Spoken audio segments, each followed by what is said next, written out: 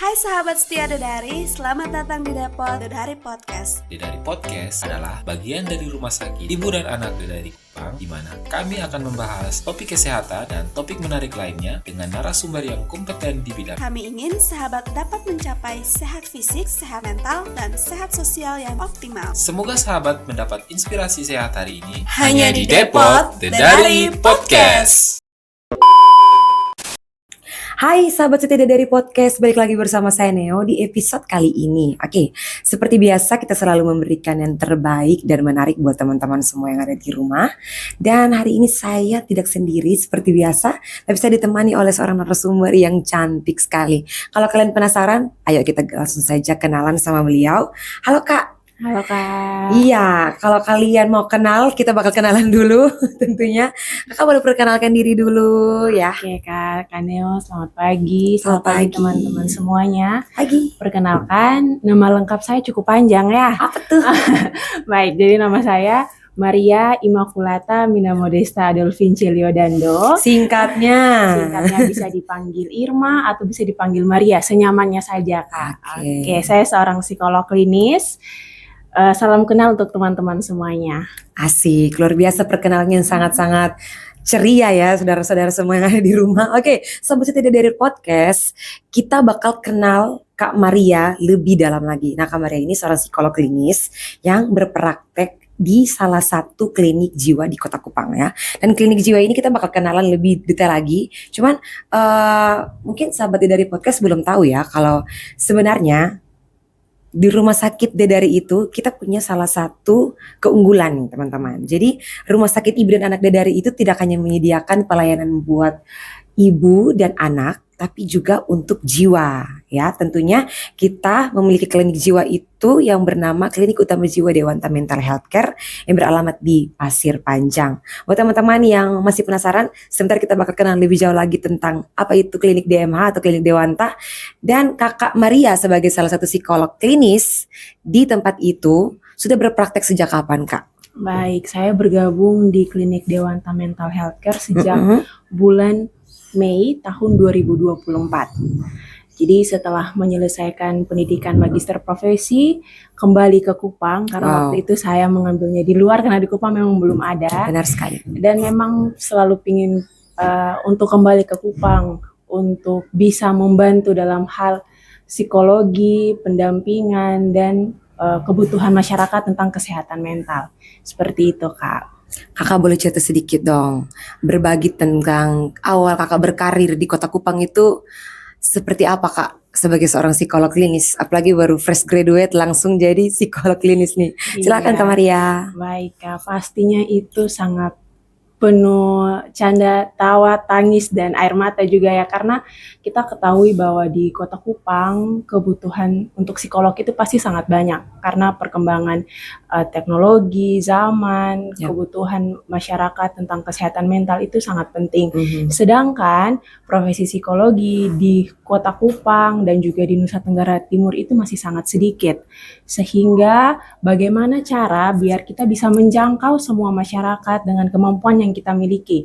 Walaupun mungkin dalam segi lapangan pekerjaan itu masih sangat terbatas. Jadi seperti klinik Dewanta sendiri kan tidak banyak di Kota Kupang, bahkan mungkin baru satu saja ya Kak. Iya, kalau klinik baru kita. Betul, jadi memang bagaimana kita yang harus kreatif, berpikir otak, kita mau terlibatnya dengan cara yang seperti apa, bergabung dalam komunitas-komunitas, organisasi, ataupun dalam lingkup gereja dan lain sebagainya, seperti itu. Oke, itu salah satu penjelasan yang cukup singkat dari Kak Maria, tapi sudah menjelaskan bahwa kita bahwa Kota Kupang sedang membutuhkan yang namanya konseling kejiwaan. Oke, keunggulan-keunggulan nanti kita bakal bahas di belakang. Kita bakal langsung saja masuk ke dalam topik pembahasan yang akan kita bahas dan kupas habis-habisan. Siapkah habis-habisan buat sahabat setia dari podcast? Luar biasa, ini sudah menggebu-gebu ya. Boleh tepuk tangan dulu dong dimanapun kamu berada. Oke, hari ini kita bakal membahas mengenai topik yang mungkin istilah ini salah satu istilah yang masih tidak terlalu orang Kupang bilang tenar ya Kak, di kalangan masyarakat Kota Kupang sendiri, yaitu inner child ya.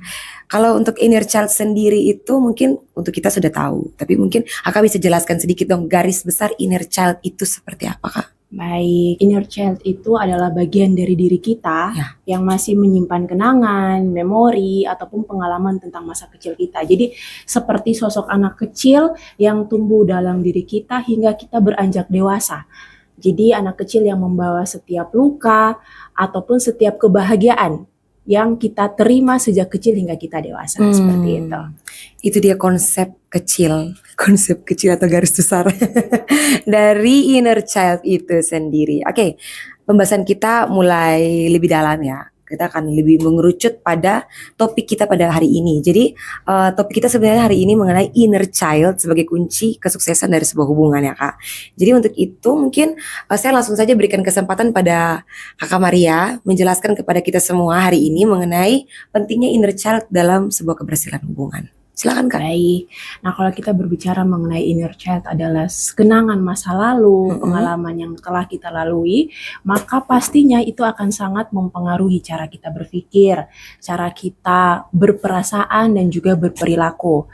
Yang mana itu juga akan sangat berpengaruh pula dalam interaksi kita dengan orang lain, terutama dalam hubungan. Ketika kita bertemu dengan seseorang, berusaha untuk menjalin hubungan yang lebih dalam, saling mengenal, saling memahami, dan ingin untuk bisa saling menerima satu sama lain, pastinya perlu kita sadari bahwa masing-masing dari kita itu punya pengalaman masa lalu, membawa beban-beban tersendiri yang mungkin sudah terselesaikan atau mungkin belum terselesaikan, sehingga akan sangat berpengaruh dari bagaimana cara kita menanggapi permasalahan-permasalahan yang kita temui dalam hubungan nanti, seperti itu. Oke. Ini pasti sudah mulai ada yang bertanya dalam hati. Jangan-jangan inner child saya belum beres. Oke, untuk menjawab semua pertanyaan yang mungkin sudah tersirat di dalam pikiran kalian masing-masing, sahabat setia dari podcast, kita bakal tanya lagi nih ke Kak Maria ya. Semoga bisa menjawab pertanyaan teman-teman di sana. Jadi begini Kak, mungkin inner child itu kan bisa terganggu dari masa kanak-kanak. Apakah ini ada pengaruhnya dengan ada istilah tua di umur tapi sifatnya seperti anak kecil? Baik, jadi istilah tua di umur tapi sifatnya masih seperti anak kecil, kanak-kanakan gitu ya. Benar. Oke, jadi bisa saja ya, artinya bahwa ketika kita punya pengalaman masa lalu, jadi pengalaman itu tidak selalu yang menyakitkan, bisa saja pengalaman yang menyenangkan, yang membahagiakan, dan juga pengalaman yang menyakitkan dan menimbulkan traumatis. Nah, apa saja yang kita lakukan pada saat ini itu adalah sesuatu yang terbentuk karena pengalaman-pengalaman tersebut. Seperti kita memaknai keadaan ini sebagai hal yang positif karena dari dulu kita diajarkan untuk memaknai keadaan itu sebagai hal yang positif. Kayak begitu. Jadi kayak suatu kebiasaan, pembelajaran yang terus-menerus yang kita bawa sampai dengan saat ini. Nah, jika kita sejak kecil tidak dibiasakan mungkin untuk mandiri, kita tidak terbiasa untuk diberikan tanggung jawab yang baik dalam menyelesaikan suatu pekerjaan, maka kita tidak siap untuk menjalani tugas-tugas perkembangan ketika kita sudah dewasa. Sehingga banyak tantangan yang harus kita hadapi sebagai orang dewasa, tetapi kita belum siap atau kita tidak mengerti harus seperti apa. Karena mungkin pola asuh orang tua sejak kecil yang tidak terbiasakan oleh hal seperti itu dan yang membawa kita sampai dengan saat ini. Mungkin secara garis besarnya seperti itu ya Kak. Berarti inner child itu adalah sesuatu hal yang dimaklumi. Hal-hal bersifat negatif yang mungkin dimaklumi hingga usia dewasa mengiringi tahap perkembangan atau seperti apa Kak? Oke, kalau bilang dimaklumi atau tidak, sebaiknya adalah jika hal itu positif, artinya tidak merugikan orang lain, tidak merugikan diri sendiri, maka itu hal yang baik untuk dikembangkan. Tetapi jika inner child itu membawa luka yang merugikan diri sendiri dan juga orang lain, maka itu tidak bisa kita maklumi. Betul kan pastinya seperti itu ya, karena sejatinya kita manusia, kita ingin hidup bahagia, kita ingin membagi kebahagiaan kita juga dengan orang-orang terdekat kita. Nah, kalau misalnya kita hanya bisa memberikan hal-hal negatif, ketidaknyamanan bagi orang sekitar, kan pasti itu juga tidak baik. Seperti itu Kak. Oke Kak, terima kasih buat penjelasannya yang sangat-sangat rinci ya. Mungkin secara teoretis dan secara praktis dalam ilmu jiwa sendiri, inner child yang terganggu apakah bisa disembuhkan atau dipulihkan Kak? Atau mungkin Kakak bisa langsung implementasikan ke studi kasus yang mungkin Kakak pernah temui seperti itu Kak selama Kakak berkiprah di dunia psikologi. Baik, jadi kalau kita berbicara inner child itu bisa dipulihkan, sangat bisa jika kita memiliki kemauan untuk mau memulihkan itu. Karena pemulihan, kesehatan, kalau kita berbicara tentang dunia psikologis ya, itu Iya. adalah hal yang harus ada dan muncul dari dalam diri kita sendiri. Kita tidak bisa dipaksa untuk pulih, kita tidak dipaksa untuk menjadi sehat, untuk memenuhi keinginan orang lain, tetapi itu memang harus didasarkan karena keinginan diri kita mau mengupayakan dan mau berjuang untuk itu. Nah, ketika berbicara mengenai kasus-kasus yang saya temui di ruang konseling, pastinya itu berkaitan juga dengan kasus-kasus mengenai inner child yang terluka. Mungkin perlu kita pahami dulu mengenai jenis-jenis inner child yang terluka itu seperti apa ya, biar kita lebih punya gambaran. Seru nih. Oke. Ya, jadi secara garis besar ada 4. Yang pertama adalah ketakutan untuk diabaikan. Kayak begitu. Jadi misalnya kalau sejak kecil kita tidak dihargai keberadaannya, kita tidak dihargai setiap pencapaian yang kita lakukan, maka kita akan terbiasa untuk merasa bahwa kehadiran kita itu tidak berarti. Kita mulai punya harga diri yang rendah, kita merasa bahwa hidup kita itu ada tetapi tidak bermanfaat dan berguna bagi orang lain. Nah, kadang akhirnya di dalam hubungan kita menjadi seseorang yang tidak bisa mengambil keputusan. Seperti itu, kayak karena merasa tidak berguna, tidak berarti, kadang juga kita merasa bahwa kita tidak layak loh untuk dicintai. Bisa saja seperti itu kan. Kalau kalau kita berbicara tentang hal yang paling menyakitkan mungkin seperti itu, karena kita terbiasa untuk tidak diinginkan keberadaannya. Seperti itu. Oke, selanjutnya ada juga yang dikatakan dengan luka karena kepercayaan. Nah, kepercayaan yang berkaitan dengan luka ini adalah kepercayaan akan diri sendiri dan juga orang lain. Jadi mengenai rasa percaya, trust, ya. Kalau sekarang dikenal dengan trust issue. Jadi kayak saya sulit untuk membangun kepercayaan dengan pasangan saya karena saya terbiasa untuk dikecewakan. Dalam sekali. Ya, mungkin sejak kecil kita sering diiming-imingkan sesuatu, tetapi mungkin orang tua tidak bisa memenuhi itu. Atau kita terbiasa untuk diberikan hal-hal yang menyenangkan tapi tidak bisa dipenuhi, hanya diberikan kata-kata yang hanya untuk menguatkan kita, tetapi kita tidak bisa merasakan yang kita butuhkan itu apa. Jadi akhirnya kita sulit untuk membangun kepercayaan dengan diri kita sendiri dan juga orang lain, gitu ya Kak. Dan itu pastinya akan sangat mengganggu hubungan yang mungkin bisa juga disebut sebagai toxic relationship ya. Jadi dimana kayak kita menimbulkan rasa curiga kepada pasangan, apa saja yang pasangan lakukan yang menurut orang lain mungkin itu baik-baik saja ya, mungkin kayak dia pergi sama teman-temannya 2 jam, 3 jam, ada melakukan hal-hal yang menyenangkan, mungkin kalau bagi orang yang merasa itu hal yang baik untuk dilakukan maka aman-aman saja, tapi ketika dia merasa bahwa dia tidak aman karena tidak percaya dengan pasangannya, maka semua yang pasangannya lakukan akan merasa bahwa dia sedang selingkuh, dia lagi ini, dia lagi itu, dan segala hal negatif yang dipikirkan. Ya begitu. Oke, selanjutnya ada luka mengenai kesendirian. Wow. Ya, jadi ketakutan akan kesendirian ini maksudnya seperti ini. Kita mungkin ya, kita ataupun teman-teman di sana yang pada waktu kecil sering diancam untuk ditinggalkan. Sering diancam untuk ditinggalkan membuat kita terbiasa untuk selalu merasa takut, selalu merasa cemas ketika kita harus menghadapi sebuah tantangan, kesulitan hidup itu sendiri. Karena kita mau tidak mau dipaksa untuk bisa melakukan apa yang kita lakukan begitu. Sedangkan mungkin waktu kecil kita tidak tahu harus bagaimana, kita tidak siap dengan kondisi, misalnya saja ya perceraian orang tua, terus diancam oleh orang tua bahwa kamu akan ditinggalkan, kamu akan tinggal terlantar, kamu tidak akan diurus dan lain sebagainya. Nah, kan secara tidak langsung pastinya kita akan tumbuh menjadi anak-anak yang takut, cemas akan hal-hal buruk yang akan terjadi. Kita tidak akan merasa aman bahwa orang lain akan membuat hal yang baik pada kita, tetapi yang kita pikirkan orang tua saja meninggalkan Melakukan saya, apalagi orang lain seperti itu. Itu juga yang akan sangat mengganggu hubungan dengan pasangan kita. Iya. Yang terakhir adalah ketakutan mengenai rasa bersalah.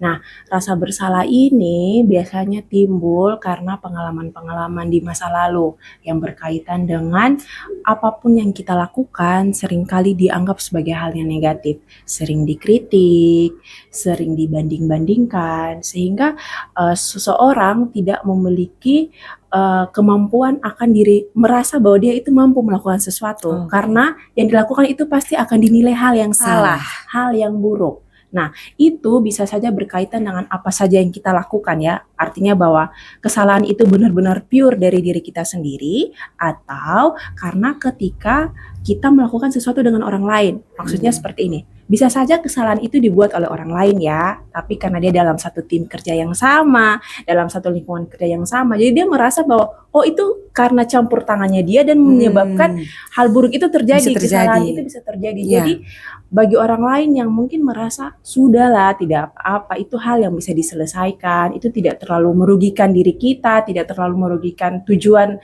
kita ke depan, tapi menurut dia itu pasti hal yang sangat membebani, sangat menyusahkan dan membuat dia tidak bisa tenang gitu. Nah, dari keempat luka masa kecil ini, jika kita tidak pulihkan, tidak selesaikan, pasti akan sangat berdampak dalam hubungan kita. Dan yang sering kali dikenal sebagai toxic relationship. Jadi toxic relationship ini kan sebenarnya banyak hal ya, bukan cuma karena oh laki-laki ini sering memukul, oh sering dimaki, tetapi ya bagaimana juga dari dirinya kita sendiri menanggapi sikap-sikap dari pasangan. Berarti untuk para cewek ya Kak ya? Betul, bisa dari para cewek, bisa juga dari para cowok. Kayak begitu Kak. Berarti ini sudah mulai mengerucut ke arah relationship. Betul, ya. Dalam tanda kutip hubungan. Oke, Kakak, tadi kita sudah dengar hal yang sangat kompleks mengenai kunci kesuksesan hubungan tergantung akan inner child. Nah, buat teman-teman mungkin di rumah ada yang merasa inner child itu sudah terganggu. Mungkin ada trik dari kakak sendiri, kamarnya sendiri, untuk teman-teman yang mungkin sudah menyadari bahwa mereka ini inner childnya terganggu nih. Saya sering berkelahi dengan pasangan saya, mungkin yang sudah menikah juga, yang sudah nonton mengalami itu dan lagi merasa wanti-wanti, oh ternyata inner child saya nih yang salah. Mungkin kakak bisa kasih trik untuk mereka yang saat ini sebagai orang tua, bagaimana cara mereka berperan sebagai orang tua yang baik dalam pola asuh anak mereka untuk bisa menciptakan generasi memiliki inner child yang sehat tentunya. Silakan Kak Maria. Baik, oke Kak Neo. Jadi kalau kita berbicara inner child ini kan bisa dialami siapa saja ya, baik perempuan, laki-laki yang sudah menikah ataupun yang belum menikah. Jadi paling penting adalah kita perlu untuk memberi waktu dengan diri kita sendiri.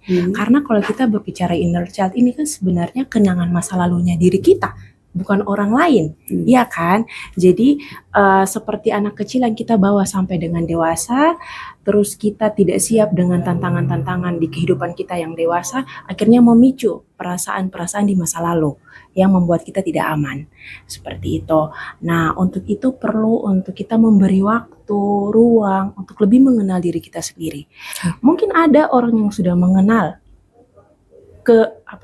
ketakutan mereka, luka mereka di masa lalu itu tentang apa saja. Tetapi masih banyak yang belum mengetahui itu. Mereka malah menyalahkan orang lain. Mereka malah memperkeruh suasana dengan hal-hal yang sebenarnya tidak sama sekali berkaitan dengan itu, tetapi yang bermasalah mungkin diri mereka sendiri, kayak begitu. Jadi paling penting adalah kita perlu mengenal diri kita. Cara untuk mengenal diri kita itu bermacam-macam. Kalau misalnya kita sulit mengingat pengalaman yang menyenangkan atau tidak menyenangkan, maka bisa nih kayak misalnya kita membuka kenangan-kenangan tentang masa kecil, misalnya album foto, ataupun kenangan-kenangan barang-barang tertentu yang mengingatkan kita pada kenangan-kenangan tertentu. Itu juga secara tidak langsung mengingatkan kita pada hal-hal, betul, menggali kembali kenangan-kenangan yang mungkin selama ini kita abaikan. Kita rasa kita dituntut jadi orang yang dewasa, jadi mau tidak mau kita harus terlihat kuat. Tetapi sebenarnya kita membawa luka-luka di masa lalu itu. Nah, untuk bisa mengetahui itu ya kita perlu untuk mengenang kembali masa kecil kita itu seperti apa. Nah, kalau kita sudah tahu, oh saya ini dulu diasuh seperti ini. Saya sering kecewa dengan perlakuan mama, perlakuan papa dengan seperti ini. Oh, saya pernah dibandingkan ketika saya mendapat nilai yang jelek dibandingkan kakak-kakak saya dan lain sebagainya. Kemudian, teman-teman akan lebih mengenal, oh, saya lebih sensitif ketika berhadapan dengan situasi yang seperti apa. Apakah dengan perbandingan, apakah dengan kritikan, ataupun dengan ketika ditinggalkan begitu saja oleh pasangan atau orang sekitar. Nah, setelah kita sudah mengetahui itu, perlu bagi kita untuk mulai bisa merefleksikan dan proses dalam penerimaan, ya. Memang tidak semua orang bisa menyelesaikan itu sendiri. Karena kalau kita menyelesaikan sendiri itu tuh bisa saja berhasil, bisa saja tidak. Kalau misalnya itu kita jadinya terlalu egois dengan diri kita, membiarkan kita terlena dengan segala kenikmatan kita rasakan, berarti itu sebenarnya tidak memulihkan tapi malah bisa mempersulit kita. Begitu. Jadi karena kita sudah terbawa dengan pengalaman-pengalaman negatif ini sebenarnya baik. Karena dari kecil saya diajarkan seperti itu, jadi saya tumbuh dengan keadaan yang begitu. Padahal sejatinya itu tuh bukan hal yang tepat ketika kita berhadapan dengan orang lain yang juga dengan pemikiran yang berbeda, latar belakang pengalaman hidup yang berbeda. Nah, kalau hal ini nih akan sangat terasa ketika kita dalam hubungan pacaran ataupun hubungan pernikahan. Karena kita akan berhadapan dan menghabiskan banyak waktu dengan seseorang yang punya pengalaman hidup yang sangat berbeda. Iya. Jadi kita harus bisa melihat dari sudut pandang yang berbeda dari setiap permasalahan yang kita alami. Seperti itu. Jadi sangat penting jika teman-teman merasa teman-teman kesulitan untuk menerima, untuk memaafkan, maka silakan mencari dukungan, mencari orang-orang terdekat yang bisa membantu teman-teman untuk memahami hal itu.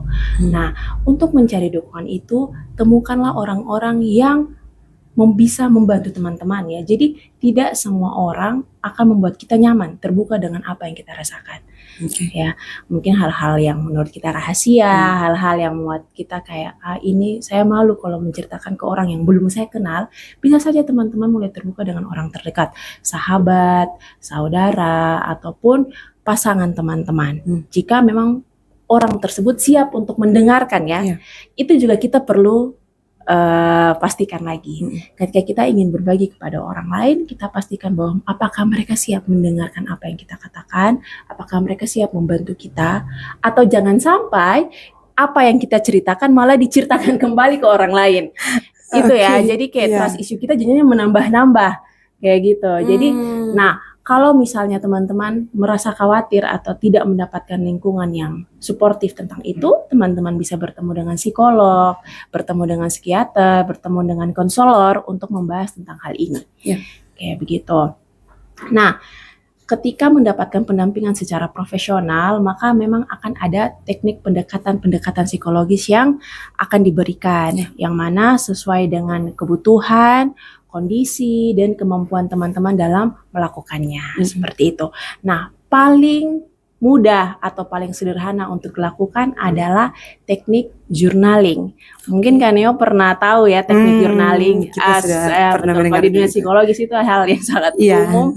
Tapi bagi saya sendiri, saya juga cukup banyak memberikan saran kepada klien-klien saya untuk melakukan journaling. Karena orang-orang dengan kondisi psikologis biasanya itu mereka dituntut untuk memendam sendiri perasaan mereka.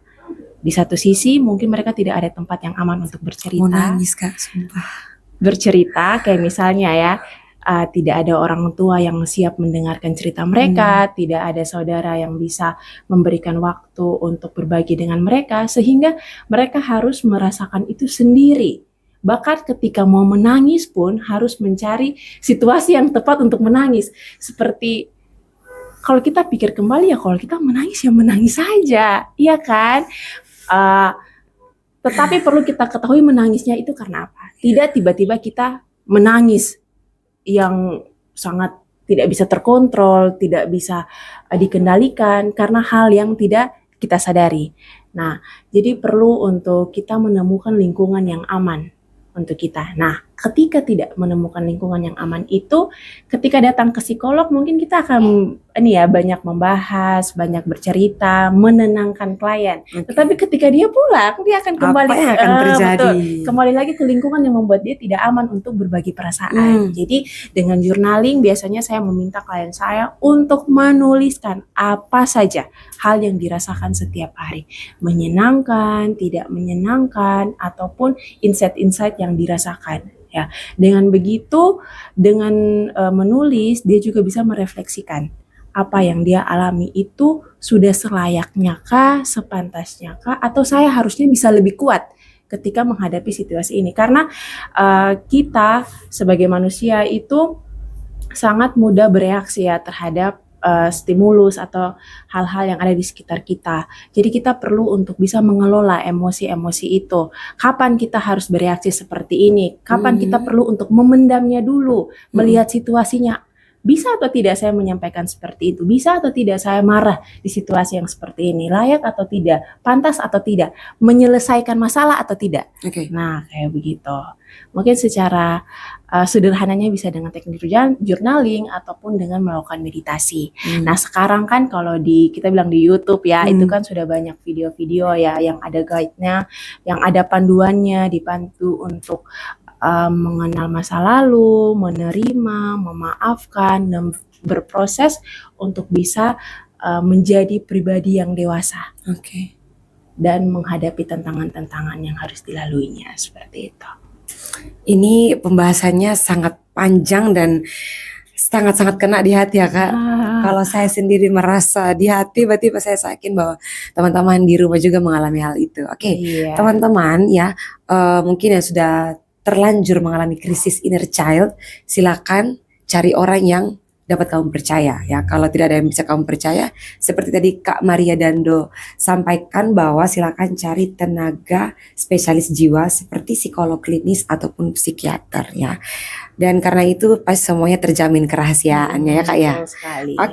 Semoga kita bisa lebih aware pada perubahan diri kita sendiri, dan jangan lupa dan jangan malu juga untuk tetap mengonsultasikan diri kita terhadap tenaga-tenaga jiwa yang ahli ya, seperti psikolog ataupun psikiater. Nah, untuk tenaga jiwa sendiri, untuk spesialis jiwa sendiri kita memiliki psikolog dan psikiater khusus di Klinik Utama Jiwa Dewanta Mental Health Care ya. Seperti tadi janji saya bahwa kita akan mempromosikan nih klinik kita. Jadi mungkin teman-teman di rumah, sahabat setia dari podcast, ada yang belum tahu apa sih itu Klinik Dewanta, apa itu Klinik DMH. Jadi kalau DMH itu singkatan dari Dewanta Mental Health Care. Kalau teman-teman tahu Hotel Sotis, teman-teman bisa naik ke atas sedikit dan akan mendapati gedung Klinik Utama Jiwa Mental Health Care. Di situ kita mempunyai pelayanan untuk teman-teman semua berbasis BPJS juga ya. Jadi teman-teman yang mau mengkonsultasikan diri, bingung mau bayar bagaimana, silakan ambil rujukan di Vaskes tingkat 1 kamu dan bawa rujukan kamu untuk bersama-sama ke Klinik Utama Jiwa Dewanta Mental Health Care. Di situ kita punya psikiater, dan psikiater kita itu keren-keren teman-teman. Mungkin kalian tahu Dokter Sinta ya. Dokter Sinta itu adalah owner kita. Jadi kalian kalau mau ketemu Dokter Sinta bisa request. Kita juga punya Dokter Raymond, Dokter Fasmana, Dokter Kori, dan ada dokter baru kita juga Kak. Itu Dokter Denis ya, baru gabung sama kita. Dan jam prakteknya itu macam-macam. Jadi kalau mau reservasi silakan nanti hubungin kita di 0812 3900 3006. Sekali lagi untuk melakukan reservasi bisa di nomor WhatsApp kita di 081 3900 3006. Selain psikiater kita juga punya psikolog ya. Jadi psikolognya itu adalah Kak Maria. Tepuk tangan buat Kak Maria.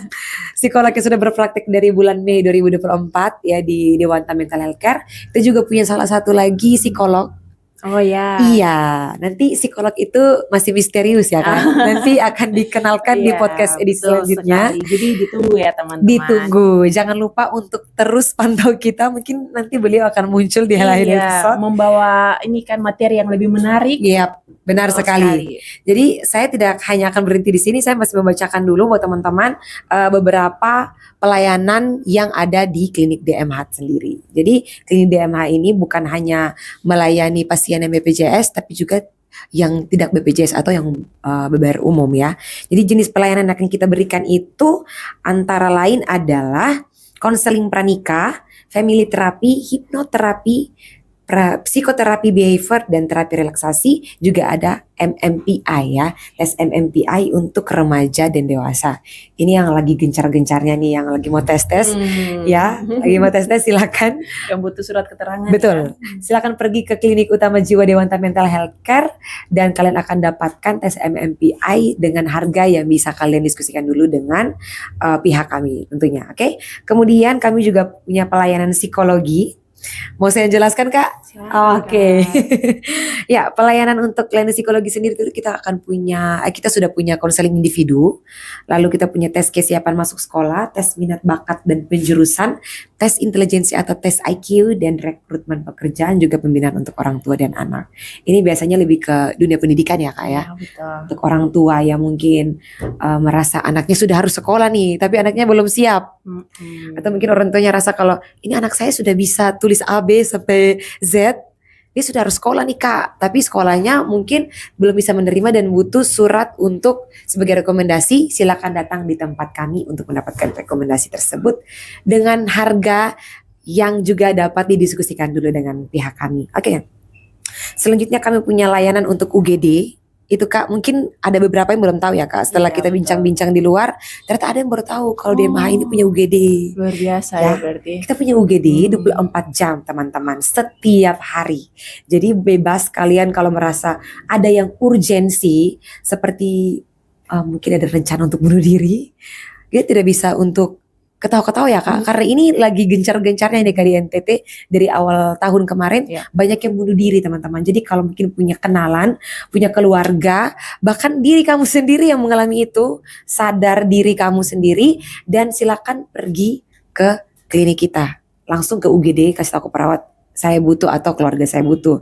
Kalau tidak bisa langsung ke sana ya teman-teman, silakan kontak kami di 081239003006 untuk layanan antar jemput pasien dengan ambulans kami, karena itu juga gratis di dalam kota Kupang.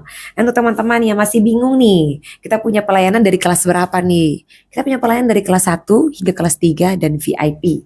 Ruang rawat inapnya bersih, ada juga AC dan kamu bisa pakai itu kapan saja, yang penting kamu sudah terdaftar untuk rawat inap. Oke, untuk hal-hal yang mungkin masih ingin kamu tanyakan, bisa kamu langsung saja tinggalkan di kolom komentar ya. Jangan lupa untuk bisa berbagi. Kalau memang ini masalahnya beda kan Kak sama masalah ibu dan anak yang bisa langsung datang ke rumah sakit. Betul. Mungkin ada yang masih malu ya. Bisa langsung kalian tinggalkan di kolom komentar atau chat kita di nomor yang tadi saya sudah sebutkan. Bisa langsung konsultasikan diri kamu dengan Kak Maria. Ya, kalau mujur-mujur dapat Kak Maria, kalau mujur-mujur lagi dapat yang satunya. Iya, jadi Atau- yang mana saja yang pasti bisa membantu. Benar sekali. Dan untuk yang mau pakai BPJS, silakan kamu langsung saja ambil rujukan di Vaskes tingkat 1, gunakan rujukan kamu untuk datang ke tempat kita. Oke, mungkin sampai di situ dulu Kakak cerewet-cerewetnya saya tentang keceriaan kita hari ini. Dan untuk pelayanan kesehatan yang kami miliki dari Rumah Sakit Ibu dan Anak dari juga Klinik Utama Jiwa Dewanta Mental Healthcare. Sebelum kita menutup kebersamaan kita nih Kak, harus ada closing statement nih dari narasumber. Kita akan mendengarkan closing statement dari Kak Maria dan Do tentunya. Silakan Ya, Kakak. baik, terima kasih Kak Neo Ya. karena spesial podcast ini dibuatnya di bulan Februari, bulan Valentine, bulan kasih sayang. Pastinya dengan mendengarkan apa saja yang sudah kita perbincangkan, satu hal yang ingin saya berikan ke teman-teman bahwa di bulan yang penuh kasih sayang ini kita tidak hanya berusaha untuk menunjukkan kasih sayang kepada orang lain, tetapi kita juga perlu untuk menunjukkan kasih sayang kepada diri kita sendiri.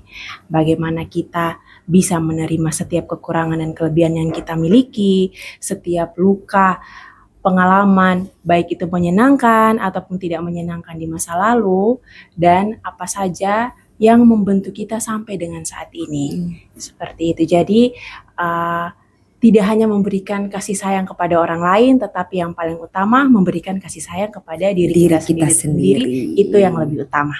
Oke, terima kasih Kak Neo. Selamat mencintai diri sendiri biar cinta itu dapat di-share ke Betul. orang lain yang ada di sekitar kamu. Sahabat setia dari podcast, kita akan segera menutup kebersamaan kita yang luar biasa hari ini. Kak Maria, terima kasih banyak untuk kebersamaannya. Mungkin kita salam dulu. Terima kasih ya, semoga bermanfaat bagi Iya. teman-teman yang menonton. Oke, buat teman-teman yang mungkin mau request topik pembahasan yang lainnya yang menarik tentunya di podcast dari hari. Selanjutnya, silakan kamu tinggalkan di kolom komentar. Jangan lupa untuk like, share, dan subscribe. Lalu berikan hal-hal positif buat keluarga kamu dengan share juga link ini, biar pesan ini tidak hanya sampai di kamu tentunya. Terima kasih dan sampai jumpa di episode Sampai jumpa. selanjutnya. Thank you. Bye-bye.